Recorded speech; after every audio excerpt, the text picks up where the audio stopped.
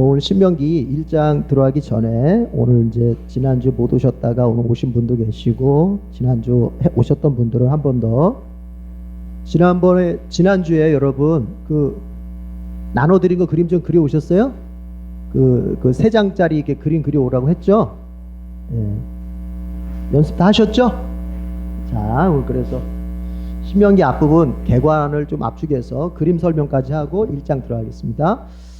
자, 여러분, 자 보십시다. 신명기에서 신학적인 기록 동기, 신명기를 왜 도대체 기록한 걸까? 이걸 아는 게 이제 제일 중요한 것 같아요. 왜 기록했을까? 자, 이런 거죠. 이제 이스라엘 백성은 2달하고 열흘 정도면 이제 요단강을 건너서 가나안에 이제 들어가게 됩니다. 그래서 가나안에 들어가서 물론 전쟁을 통한 것이지만 가나안을 얻어야 돼요. 이제 얻게 돼요. 그런데 그 가나안에 입성하는 이스라엘 백성, 그러니까 그것은 출애굽 2세대죠. 1세대는 광야 생활 40년 하는 동안 다 죽었잖아요. 그래서 지금 1세대 가운데서 남아있는 사람은 여호수아, 갈렙, 그리고 이제 현재까지는 모세까지는 살아있어요. 자, 그런데 이 출애굽 2세대가 이제 요단강을 건너서 가나안 전쟁을 하러 가야 되는데 모세는 어떻게 되죠? 못 들어가죠. 우리가 민수기 20-1장에서 하나님께서 무리바 물 사건 때문에 무리바에서 물 그거 치지 말고 말로 하라는데 그냥 모세가 막 지팡이로 막 치면서 분노했잖아요. 그래서 하나님께서 네가 나의 거룩함을 나타내지 않았다. 그래서 너는 가나안에 못 들어간다 하시면서 가나안에 들어가는 게 이제 거절당했죠. 그래서 모세가 못 들어가요. 자, 그러니까 모세 안에는 이제 굉장히 큰 염려가 있습니다. 어떤 염려? 우리 출애굽 2세대 나의 후손들이 이제 가나안에 들어가서 전쟁을 할 거지만 그래도 분명히 하나님은 이 가나안 땅을 주신다고 약속하셨기 때문에 내 후손들이 가나안 땅을 얻는 것은 너무나 불보듯이 뻔한 거고, 그러면 이제 그때부터 우리 이스라엘 백성이 가나안에 정착해서 이제 국가를 이루어서 정말 누가 보기에도 엄연한 국가를 이루어서 이제 삶을 살아갈 텐데, 그때에 그 가나안 주변은 온통 우상을 섬기는 이방 민족으로 득실거리기 때문에 과연 나의 후손들이, 우리 후배들이 이 여호와 신앙을 제대로 지켜갈 수 있을까? 이게 염려가 되는 거예요. 자기는 못 들어가잖아요. 들어가면 좀 이렇게 좀 자리도 잡아주고 할 텐데 못 들어가요. 그러니까 못 들어가는 입장에서 자기가 이제 큰 책임감을 느끼면서 출애굽 2세대를 비롯해서 그들의 후손 오고 오는 후손들이 이제 어떻게 여호와를 섬겨서 그 여호와 신앙을 보존하게 할 것이냐, 이것에 대한 생각을 가지고 모세가 신명기를 이제 기록하게 되는 거예요. 신명기를. 그러니까 왜 하나님을 섬겨야 되는지, 그리고 어떻게 하나님을 섬겨야 되는지, 그리고 그 하나님을 오늘 가르쳐주는 율법대로 잘 섬겼을 때 그들에게 돌아오는 복이 무엇인지, 반대로 그들이 하나님을 율법대로 섬기지 않았을 때 그들에게 돌아오는 저주가 무엇인지, 이런 것들에 대해서 이제 모세가 쫙 신명기를 통해서 이제 설명을 하는 거예요. 자, 그러니까 이거죠. 뭐예요? 나는 못 들어가고 니네는 들어가는데 니들이 들어가서 정말 하나님, 여호와 하나님을 잘 섬겨야 되겠다. 그러려면 어떻게 해야 되느냐? 그것에 관심을 가지고 신명기를 기록하게 되는 것입니다. 그러니까 이게 그래요. 앞선 세대는 항상 뒷세대에, 다음 세대에 뭘 염려할 줄 알아야 되냐면 신앙을 염려할 줄 알아야 돼요.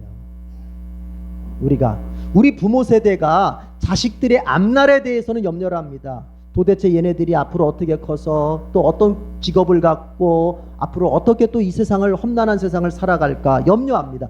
그들의 현실적인 앞날에 대해서는 염려합니다. 그래서 내가 할 수 있는 한 공부도 시키고 뭔가 좀 기반도 좀 다져주고 싶고, 그렇죠, 내가 할 수 있는 한 도와서 뭔가 인생이 남들보다는 한 걸음이라도 먼저 나가서 달려갈 수 있도록 뭔가 좀 토대를 좀 마련해 주고 싶고, 그런 게 부모 마음이에요. 자, 그런가 하면 뭐 그런 게 나쁘다 좋다 이런 의미가 절대 없습니다. 왜냐하면 부모가 다 그런 마음이고, 그렇게 해주는 것은 부모의 인지상정이에요. 부모라면 누구나 그렇게 해주고 싶고, 또 이런 능력이 된다면 그렇게 해줄 수 있는 것이고 바람직한 것입니다. 오히려 반대로 부모가 돼가지고 자식들의 어떤 미래에 대해서 염려해 보지도 않고 그저 자기 몸 하나 생각하고 그저 자기 하나 삶에 그 어떻게 재미나게 살까 이런 것만 생각한다면 그거는 부모 자격이 없죠. 그렇잖아요? 네, 부모는 원래 자식의 뭘 생각하게 돼 있어요? 미래를 생각하게 돼 있는 거예요. 맞지 않습니까? 자, 그런데 놓치지 말아야 할 것이 뭡니까? 오늘 모세를 통해서 배우십시다. 우리 모세를 통해서 볼 때 여러분 현실적인 그 미래뿐만이 아니라 그들의 영적인 미래가 어떻게 될 것이냐. 하나님과의 관계 속에서 이루어져가는 그 영적인 미래를 과연 내 자식들이 어떻게 살아갈까? 내가 현실적인, 내가 할 수 있는 한, 내가 도울 수 있는 한 그들의 현실적인 기반을 어떻게든지 내가 마련해주고 거기서 남들보다 더 좋은 출발선에서 출발할 수 있도록 내가 어찌됐든 이렇게 헌신해주고 싶은 마음인 것처럼 나의 자녀들이 좋은 신앙의 바탕에서 좋은 믿음의 출발점에 서서 이왕 신앙생활한다면 남들보다 한 발 더 앞서가는 믿음으로 정말 하나님 앞에 복받고 하나님 앞에 기쁨을 드릴 수 있는, 그래서 하나님이 기뻐하실 만한 그런 인생으로 살아가게끔 나는 어떻게 신앙의 토대를 마련해 줄 것인가. 모세는 그것을 고민했고 그 고민이 바로 신명기에 그대로 담겨 있는 것입니다. 여러분, 여러분의 자녀의, 여러분의 다음 세대의 현실적인 미래뿐만 아니라, 아니 더 근원적으로 내 자녀들의, 내 다음 세대들의 영적인 미래를 여러분 고민하십시오. 그리고 그것을 놓고 기도하십시오. 그리고 내가 해줄 수 있는 만큼의 정말 그 기반을 좀 만들어주기 위해서 애쓰십시오. 그 제일 좋은 출발점이 뭔지 아세요? 제일 좋은 출발점이 뭘까요?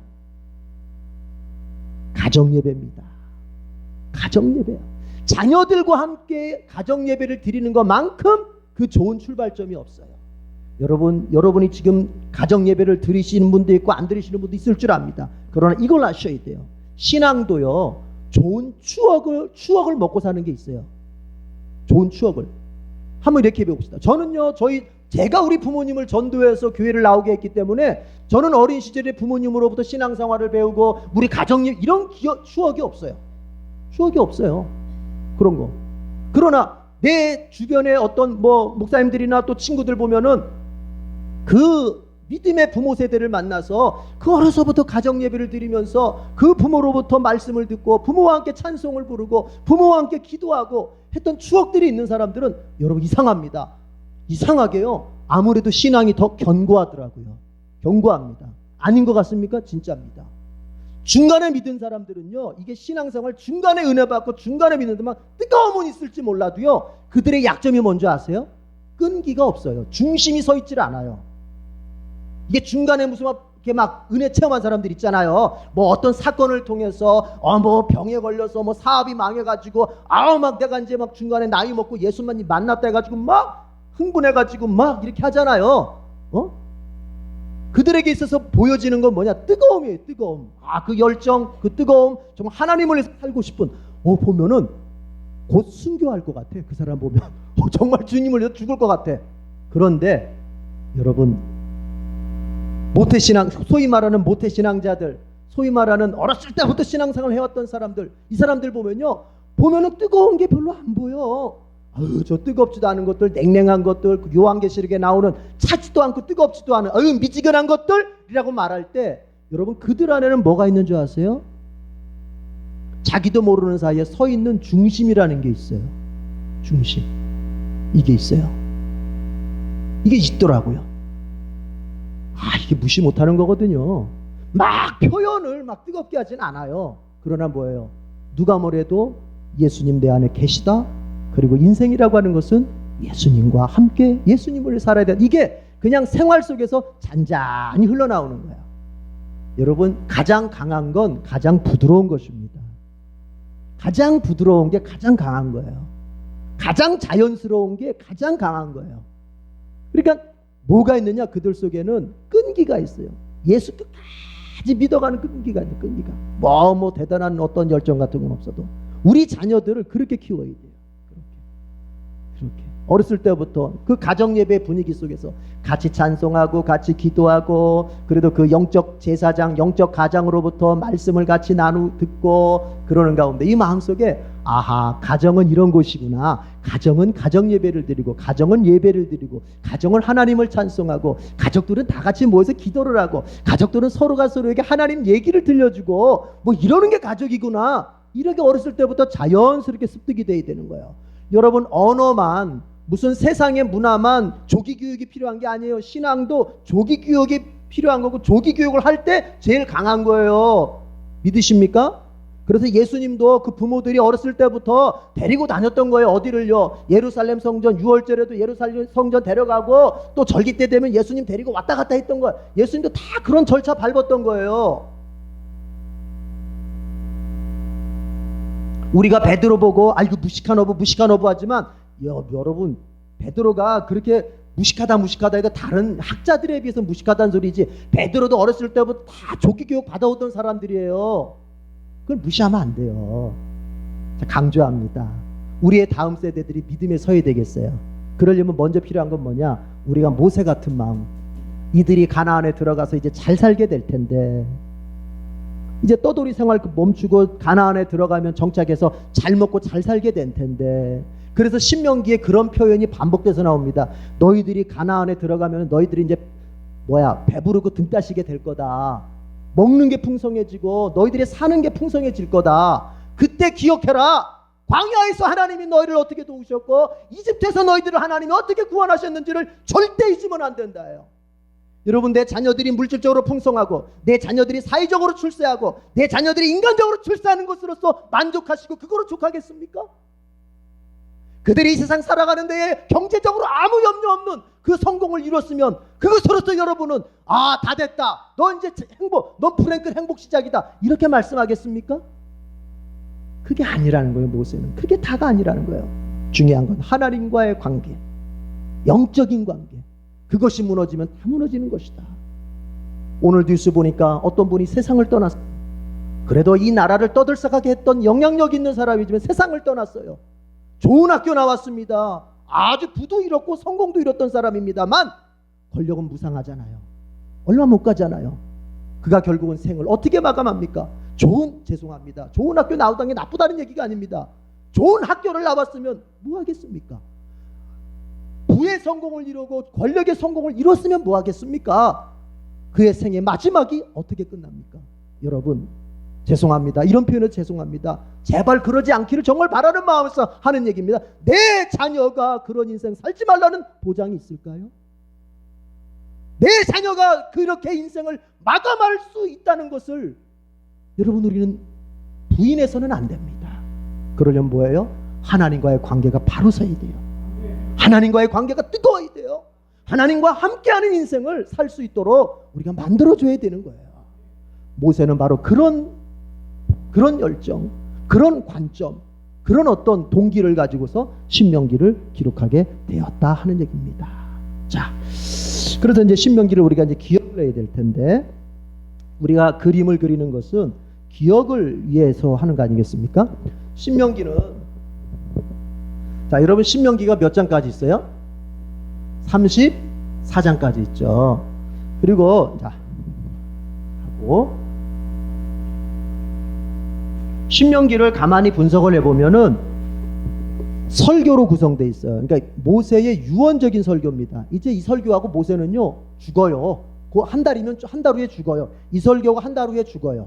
그리고 자손들은 한 달 후에 이제 가나안 들어가고 그렇게 되는 거예요. 근데 설교를 하는데 3편의 설교로 이루어졌다고 봐요. 3편. 그래서 이걸 그림으로 나타낼 때 어떻게 나타내야 될까 고민을 하다가 이게 설교를 상징할 수 있는 게 뭐가 있을까를 제가 고민을 했는데, 설교 단상, 이것이 아마 설교를 상징하는 데 제일 좋겠다 싶어서 제가 설교 단상을 그렸습니다. 그래서 여러분들 그림 보시면은 이렇게 돼 있죠. 여러분 왼쪽에 있는, 여러분 가지고 있는 그림의 왼쪽이 바로 설교 단상을 그린 거예요.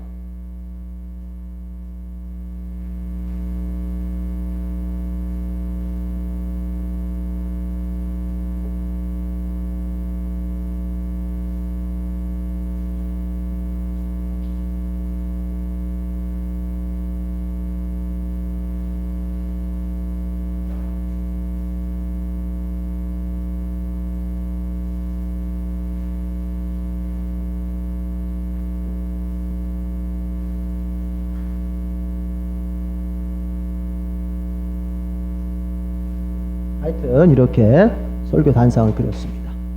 자, 그래서 설교 단상 이게 이제 첫 번째 설교가 세 편의 설교로 이어져서 세 편의 설교. 그러니까 모세가 설교를 3번 정도를 했다고 보는 거예요. 그러면 첫 번째가 뭐냐면 여기 여러분 보면 이렇게 동그라미가 그려 있을 거예요. 이게요, 그렇죠? 이게 뭐냐면은 과거를 회상하는, 시계가 거꾸로 돌아가는 거예요. 그래서 첫 번째 설교는 여기 위에서 저희가 정리를 할 겁니다. 1차 설교는 이 부분에서 정리를 하게 될 부분에서 이 부분. 그리고 그래서 근데 그거는 뭐냐면 시간이 거꾸로 가는 거예요. 과거를 회상하는 거예요. 오늘 1장이 그래서 뭐냐면 옛날 민수기 사건 중에서 정탐보고 사건을 회상하면서 왜 이스라엘이 사실은 보름이면은 여기까지 올 수 있었던 길을 왜 이스라엘이 38년 걸려서 왔는지를 설명하게 되는 거예요. 그리고 두 번째는 뭐냐면 두 번째는 이 부분 중간 부분인데 여러분 이렇게 돼 있죠. 여기가 이거 우리 레이기 할 때 이거 무슨 표시였죠? 우리 이게 뭐였죠? 두루마리였죠. 두루마리. 그렇죠? 예. 두루마리는 뭘 상징했죠? 율법을 상징했죠. 옛날에는 율법을 여기다 기록했죠. 양피제다 기록했잖아요. 그렇게 두루마리 율법. 그런데 여기에 이렇게 돼 있죠.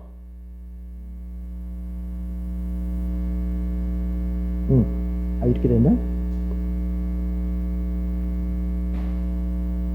이렇게 돼 있죠. 이렇게. 예. 이건 뭐냐면은 율법을 반복하는 거예요. 반복.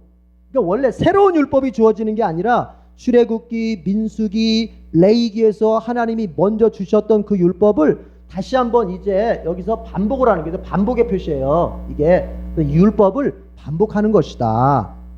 왜 반복하냐면 지금 신명기의 대상은 누굽니까? 신명기의 1차 대상은 출애굽 2세대잖아요. 그리고 그 2세대를 통해서 계속 이제 계속 이어질 후손들까지 포함하는 영원한 후손들까지. 그래서 출애굽의 대상이 신명기의 대상이 출애굽 2세대인데 그들은 정탐보고 당시 이제 20세 미만입니다. 그래서 아주 어려가지고 율법을 제대로 못 들었거나 아니면 그때 태어나지 않아가지고 전혀 율법에 대해 접해보지 못했던 사람들이에요. 그 40년 광야를 지나면서 다 죽었던 출애굽 1세대들은 그 정탐보고 당시에 몇 살 이상이었습니까? 20살 이상이었잖아요. 다 죽었잖아요. 그러니까 지금 이 율법을 반복해서 듣는 대상은 어떤 사람들이냐면 그때 20세 그러니까 꼬마들, 어린아이들이 벌써 이렇게 큰 거예요. 그래서 다시 한번 율법을 갖다가 모세가 설명을 해줘야 될 필요성을 느껴서 율법을 반복하게 되는 겁니다. 그래서 이 부분에서는 우리가 겹치는 얘기들, 민수기, 그 다음에 레위기, 또 출애굽기에 나오는 겹치는 얘기들이 이제 있게 되는 겁니다. 그런데 여러분 제가 개관할 때 그런 얘기했죠. 반복하지만 단순히 문자만 반복한다? 아니라 그랬죠. 어떤 반복? 현재적 적용이 있는 반복이라 그랬어요. 현재적 적용. 여러분 성경이라고 하는 거 따져보면 신약은 2000년 전의 사건이고 구약은 3500년 내지 4000년 전 사건입니다. 이게 계속 똑같은 책을 우리가 똑같이 읽고 있어요. 왜 그렇게? 한 번 내용 알면 됐지 뭘 똑같이 매일매일 읽고 묵상하고 그걸 왜 그러는 거예요? 옛날의 말씀이지만 그것이 오늘 나에게 적용이 될 수 있기 때문에 그런 거예요. 마찬가지예요. 그래서 제가 이번 주 가정예배 지침서에 그 내용을 실었죠. 그 내용 바로. 예. 그래서 신명기의 원래 히브리 제목은 핫데림. 그 말씀들이라는 뜻이잖아요. 핫데림이라는 게 그 말씀들. 그러니까 그 말씀. 이게 새로운 말씀이 아니야. 옛날에 하나님께서 출애굽기, 민수기, 레위기를 통해 주셨던 바로 그 말씀. 그래서 제가 가정예배 지침서에 그렇게 썼죠. 우리 신자들의 말씀은 바로 그 말씀이다. 다른 말씀이 아니다. 그러나 오늘날 교회들이 자꾸 다른 말씀을 주려고 한다. 심리학적으로 어떻고 경영학적으로 어떻고 세상에 이런 사상들 가지고 세상에 이런 어떤 그 인본주의적인 관점의 철학, 가치관, 행동 철학, 처세술 이런 걸 가지고서 교인들도 이렇게 처세해야 된다. 교인들은 이렇게 살아야. 그건 다른 말씀. 우리가 듣고 우리가 붙잡아야 될 말씀은 어떤 말씀? 바로 핫데림. 그 말씀. 주님이 우리에게 성경을 통해서 주신 바로 그 말씀. 그 목사님 그 너무 오래된 얘기, 그 고리타분한 얘기 그거 아니죠. 왜죠? 그것은 오늘날 우리에게 또 여전히 적용될 수 있는 거예요. 현재에 적용이 될 수 있는 말씀. 여러분 이걸 아셔야 돼요. 지난번 제가 그런 얘기했죠. 우리가 성경을 우리에게 적용한다고 하는 것을 예로 한번 들었죠. 아주 쉽게 이렇게 얘기했죠. 자, 아담과 하와는 선악과를 먹었다. 하나님께 불순종하는 모습을 보일 때, 하나님을 거부하는 모습을 보일 때 아담과 하와는 선악과를 먹었다. 그러면 그것은 우리에게 어떻게 적용이 됩니까? 나의 선악과는 뭐냐? 오늘 나에게도 선악과가 있단 말이에요. 하나님의 말씀을 거부하고 하나님 말씀대로 가고 싶지 않고 내 뜻대로, 내 욕망대로, 내가 원하는 대로 살고 싶고 가고 싶고 모으고 싶고 쟁취하고 싶은 그 선악과가 오늘날 나에게 있겠습니까? 없겠습니까? 있잖아요. 말씀은 그렇게 오늘의 선악과가 뭐냐를 나에게 묻는 거예요.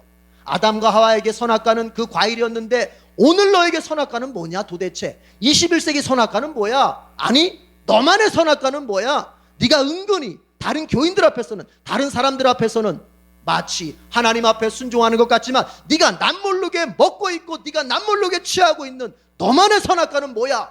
성경은 그거를 묻는 거예요.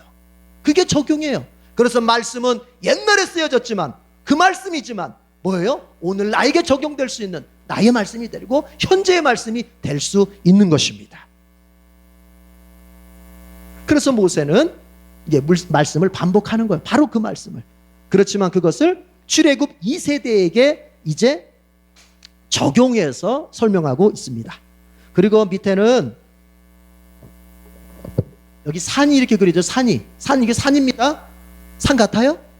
예, 세모를 잘못 그린 게 아니라 산입니다. 이건 뭐냐면 모세가 이제 너희들 세 번째 설교에서는 축복과 저주에 대한 얘기를 많이 해요.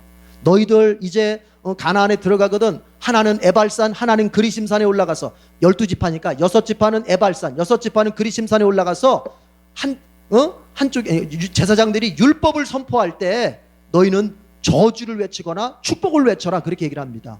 그래서 율법을 지키면은 저주가 있을지어다. 그러면 에발산 쪽에서 아멘 아멘 하고 율법을 어기면 저주가 있을지어다. 아멘 아멘 에발산 쪽에서 하고 율법대로 살면은 하나님이 복을 주실 것이다 하면은 그리심산 쪽에서 아멘 아멘 하면서 율법에 대한 그 자기들의 그 자세를 갖다가 축복과 저주라고 하는 그 마음가짐 속에서 그걸 에발산에서 그리심산에서 선포해라 이런 얘기를 합니다. 그래서 여기다 산을 그렸어요.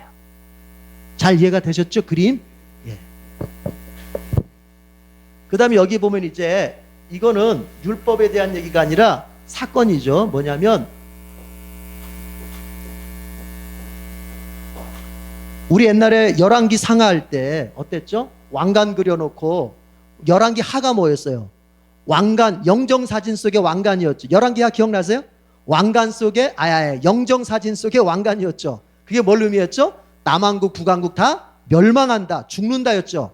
이거 영정사진이고요. 이 사람 모세입니다. 여기서 죽어요 모세가. 그래서 모세가 죽는 이야기가 여기서 이제 정리가 됩니다. 그래서 모세의 죽음까지 신명기가 기록되어 있습니다. 자, 그림 이해 다 하셨죠? 열심히 그리시면서 여러분들이 암기하실 수 있기를 바랍니다. 자, 지도 한번 보겠습니다. 지도. 자, 이 지도 지난번 나눠주고서 가져오세요 했죠. 혹시나 없으신 분을 위해서 또 몇 장 저희다 준비했는데 보시면 지금 이스라엘 백성이 어디 있는지 한번 보겠습니다. 여러분, 지중해라고 하는 글씨, 거기가 지중해 바다인데 오른쪽으로 가시면은 여리고 보이죠? 여리고 보이죠? 그 건너편에 모압 평지가 있죠? 지금 이스라엘 백성 어디에 있습니까? 바로 그 모압 평지에 있어요. 모압 평지. 그런데 지금 우리 성경에는 이게 이제 다르게 표현이 되어 있는데 지금 보통은 모압 평지라고 불러요. 거기를 성경은 거기에 지금 이스라엘 백성이 있고 거기서 모세의 신명기 설교까지 듣고 이제 요단강 건너서 첫 번째 타겟이 어디입니까? 여리고죠. 여리고 치고 이제 아이 치고 쭉쭉쭉 가는 거예요. 그런 사이에 모세는 죽고. 자, 지도 됐죠? 지도를 한 번 더 쓸 일이 있으니까 옆에서 놔두시고요. 자, 보겠습니다. 신명기 1장을 들어가십시다.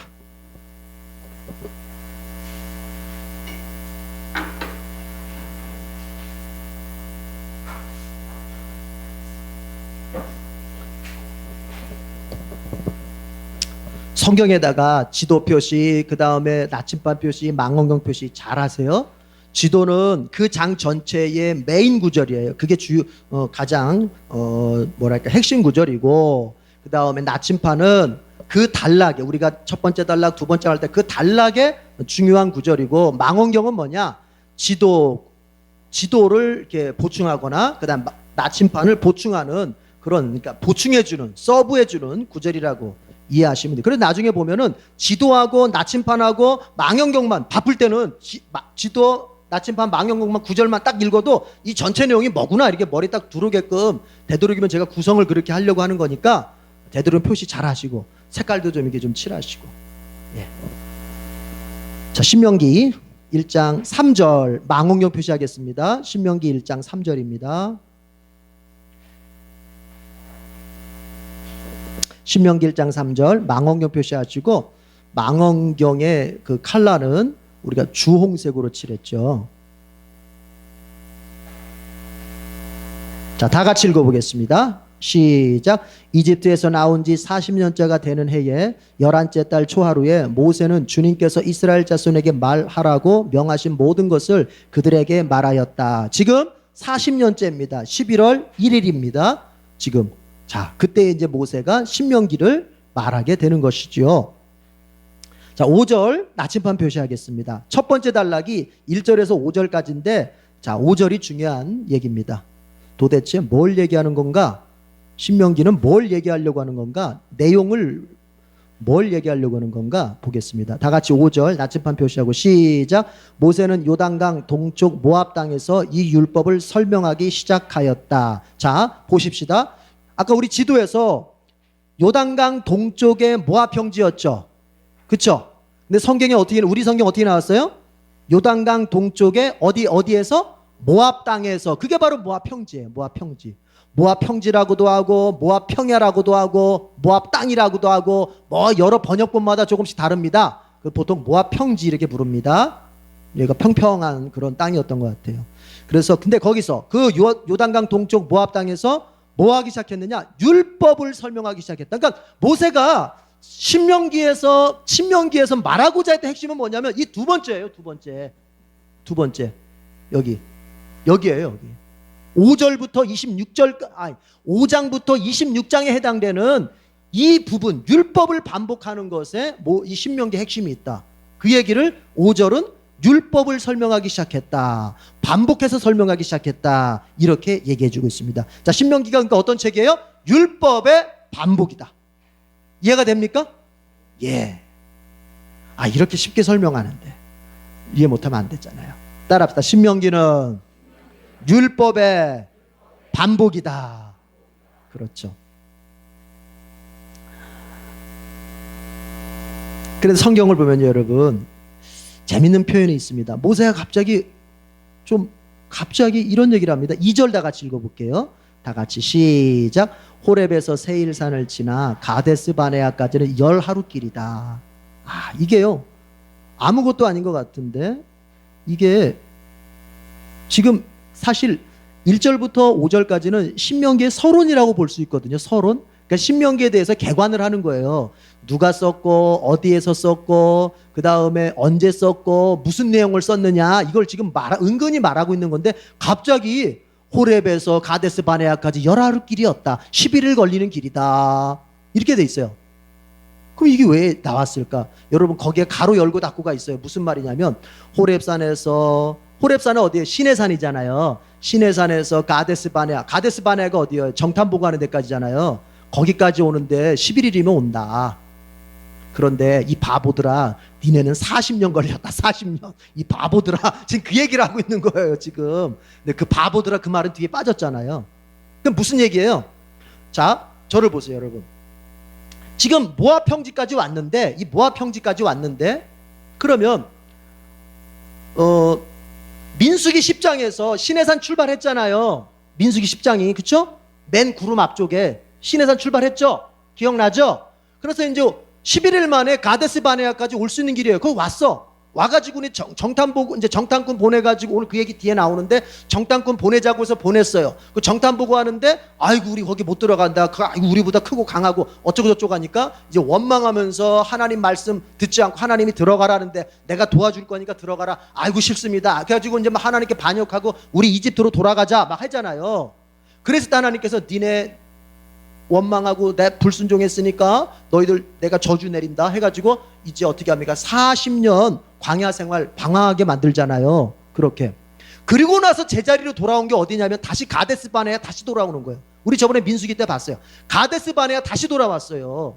그리고 나서 거기에서 이제 요단강 동쪽에, 그러니까 그러는 사이에 돌아오는 동안 출애굽 1세대가 다 죽었죠. 제 말이 지금 빠른가요?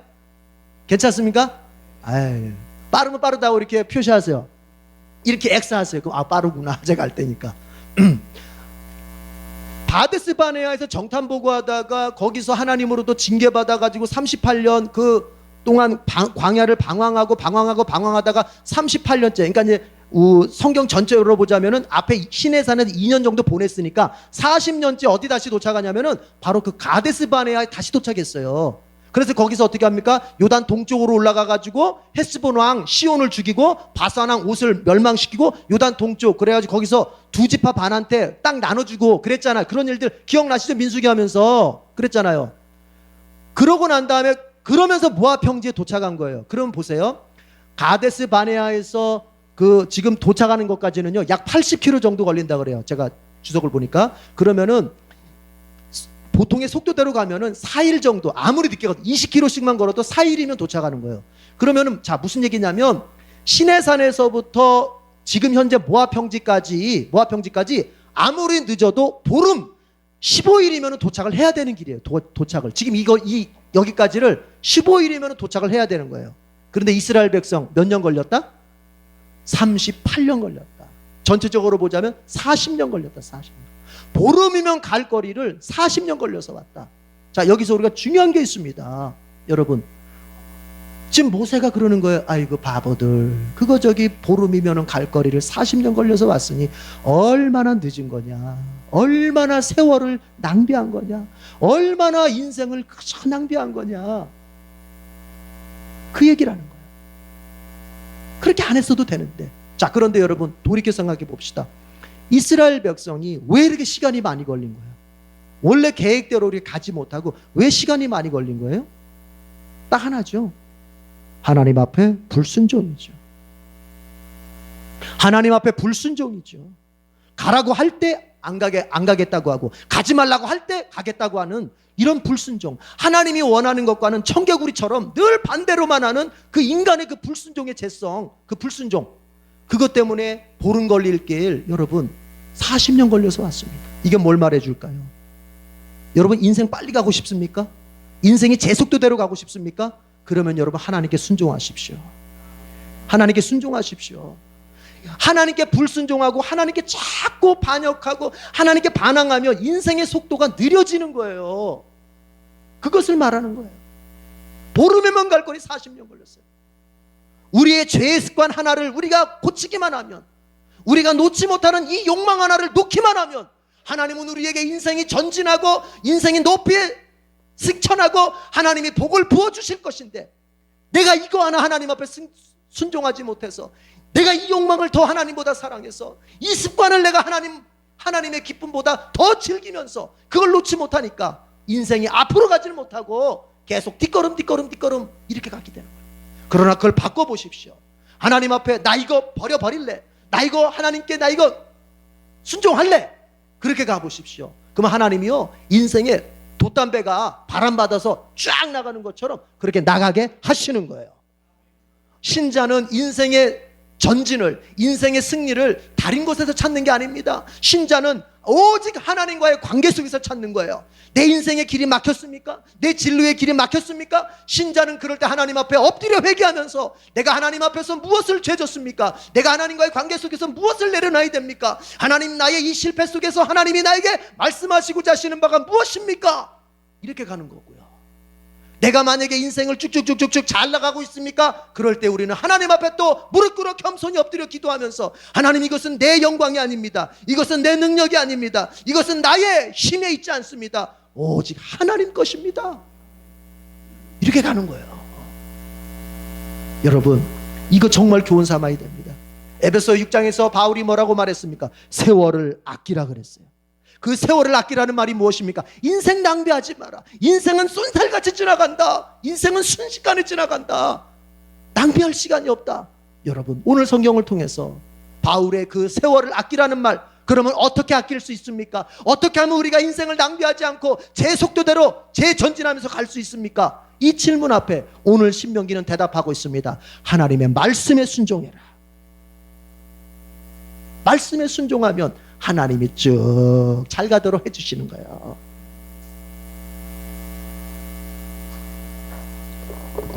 따라합시다. 말씀에 순종하면 인생의 성공은 빨라진다. 그렇습니다. 자, 두 번째 단락을 볼 텐데 6절에서 18절까지인데요. 우리 표시를 8절에 지도 표시하겠습니다. 8절에 지도 표시하겠습니다.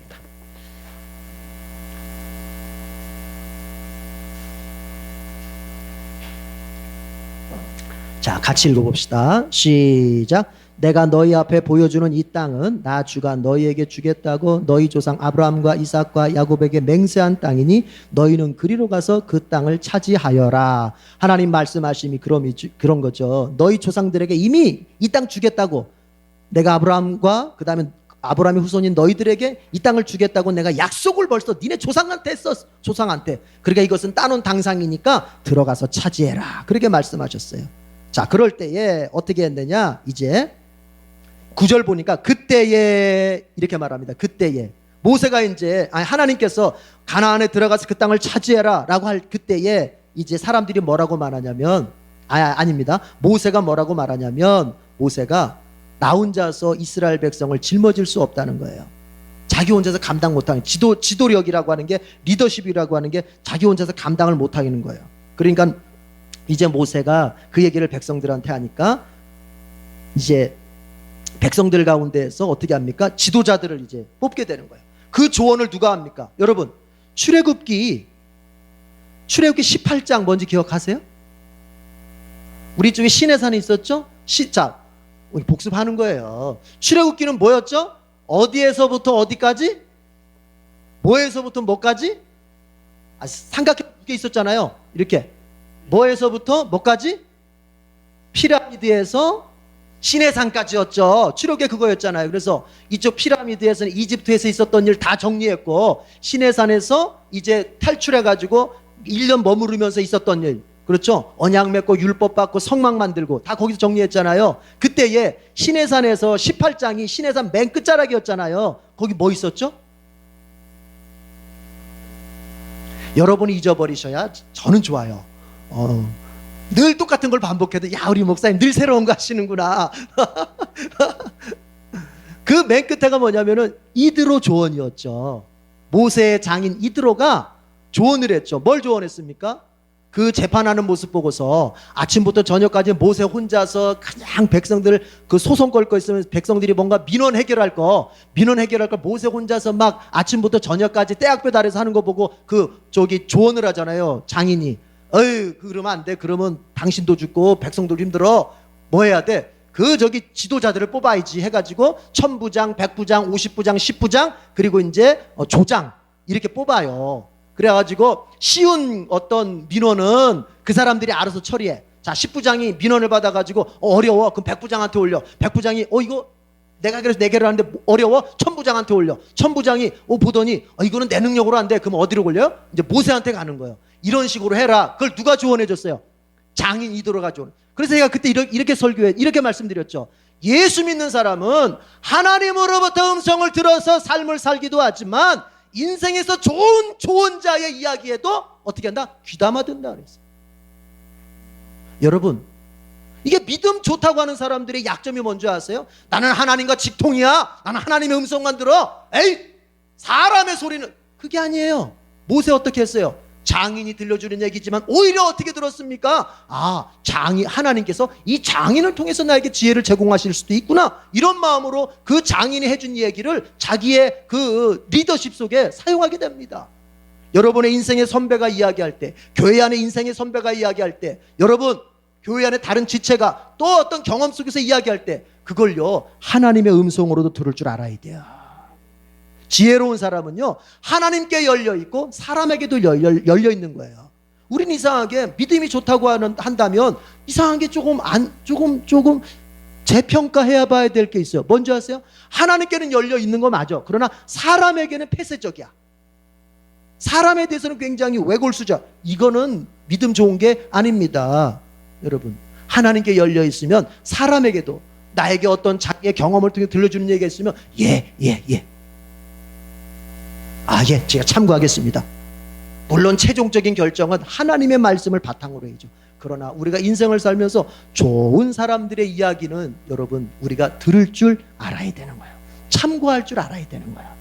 그래서 우리가 책도 어떻게 봐요? 우리가 신앙서적을 볼 뿐만이 아니라 세상에서 좋은 어떤 양서라고 그러죠. 좋은 책들, 그 내용이 결코 성경적으로 반대되거나 이런 게 아니라 충분히 성경적인 어떤 부분을 포함하고 있으면서도 굉장히 지혜로워. 그래서 칼빈이 말한 것처럼 이 세상 지혜라고 하는 것은 성경 지혜의 다 파편이다, 파편. 그러니까 이 세상의 모든 지혜가 쓸모없는 게 아니에요. 비록 성경의 지혜에 비하자면 파편이지만 그 파편적인 걸 우리가 또 잘 쓸 줄도 알아야 된다. 그래서 철학을 해야 되는 것이다. 그래서 우리가 문학을 할 줄 알아야 되고, 그래서 우리가 역사도 알아야 되는 것이다. 왜냐? 그것들이 다 성경의 진리의 한 조각씩을 가지고 있는 거거든요. 헤르만 바빙크라고 하는 사람은 그런 걸 가리켜서 일반 은총이다라고 말합니다. 일반 은총. 하나님이 꼭 우리의 영적인 구원을 위해서 하시는 것은 그거는 특별 은총.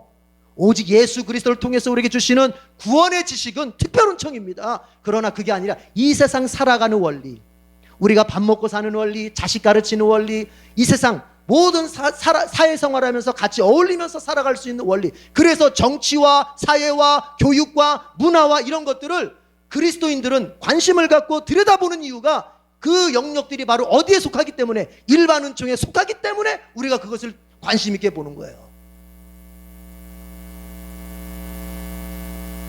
어떤 사람들은 세상 등지고 이렇게 사는데, 그것은 글쎄요, 그건 좀 외골수적인 사람들한테는 외골수적인 교단 사람들은 맞을지 몰라도 적어도 칼빈의 후예들, 장로교의 후예들은 뭡니까 여러분? 하나님의 특별은총, 구원을 위한 특별은총, 그리고 이 세상의 섭리와 이 세상의 보전을 위해서 하나님이 준비하시고 진행시키시는 일반 은총, 이 두 가지를 다 소중히 여길 줄 알아야 돼요. 그래서 여러분 바울이 뭐라고 말했습니까? 그 부분을 이야기하면서 자연은총, 일반 은총을 이야기하면서 뭐라고 말했습니까? 봐라, 하나님이 바로 그러신 분이다. 어떻게? 하나님이 예수 믿는 농부한테만 하나님이 비를 내리시더냐? 하나님이 예수 믿는 농부한테만 햇빛을 쬐가지고 그 예수 믿는 농부만 열매 맺게 하시더냐? 그렇지 않지 않느냐? 예수 안 믿는 사람한테도 하나님이 어떻게 하신다? 비를 주시고 햇빛을 주시면서 농사가 되게 하신다. 그게 바로 뭐냐? 그게 일반 은총이라는 거야. 그러나 문제는 뭐죠? 그 일반 은총을 통해서는 뭐는 받을 수 없다? 구원은 받을 수 없다. 영생은 얻을 수 없다. 천국은 얻을 수 없다는 거야. 오직 우리의 영원 구원, 영생, 천국은 특별 은총인 예수 그리스도와 성경 말씀을 통해서만 얻을 수 있다. 이것이 여러분 은총에 대한 아주 큰 틀의 얘기예요. 잘 이해가 되세요? 그런 거예요. 그래서 우리가 인격적으로, 지성적으로 좋은 사람의 이야기는 우리가 또 들을 줄도 알아야 된다. 그래서 그렇게 조언을 한 거죠. 그래서 지도자를 세웠다, 그런 얘기를 하고 있습니다. 자, 그런데 넘어가 봅시다.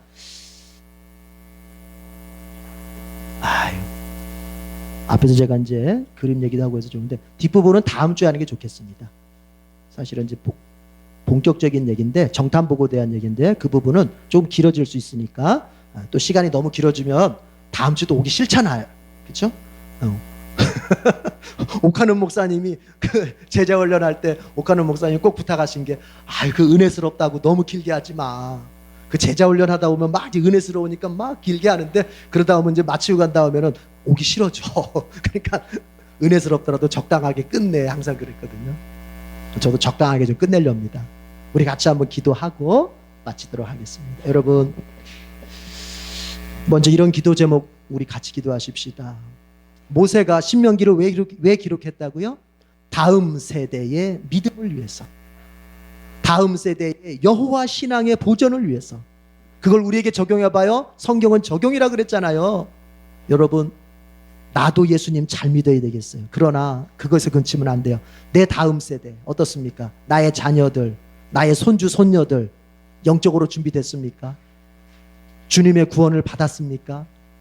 그들의 인생 속에, 자, 나는 세상 떠나도 여러분, 그들이 자기들 스스로의 믿음을 가지고서 하나님과 잘 동행할 수 있겠습니까? 주님, 우리 자녀들 그렇게 만들어 달라고. 내가 없어도 주님이 책임져 주심을 그들이 느끼고 믿고 의지하면서 그렇게 인생 살아갈 수 있도록 주님 믿달라고. 그리고 지금부터 가정 예배 드리면서 그런 믿음의 바탕을 잘 만들어 가게 해달라고 이렇게 한번 기도하십시다. 다 같이 통성으로 기도합니다.